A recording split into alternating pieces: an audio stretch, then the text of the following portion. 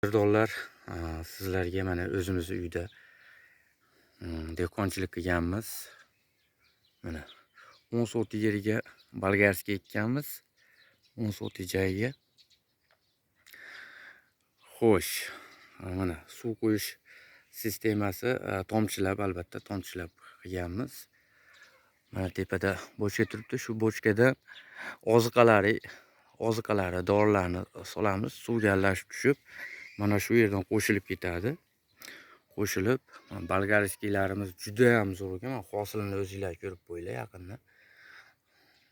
Mehnatimizni qadrlab bir donagina like bosib, dehqonchilik qilaman deganlarga yuborib qo'ysanglar ham bo'laveradi bolgarskiy. Shu ko'rib turgan joylar 10 sotik yer, 4 kunda 200 kilo uzilyapti. Summasi barchaga qiziq. Shu joydan 200 kilo uzilyapti. Hozirgi kunda 5000 so'mdan sotilyapti bolgarskiy. Mana o'zingizlar ko'rib qo'yinglar. Mana bochkalarimiz.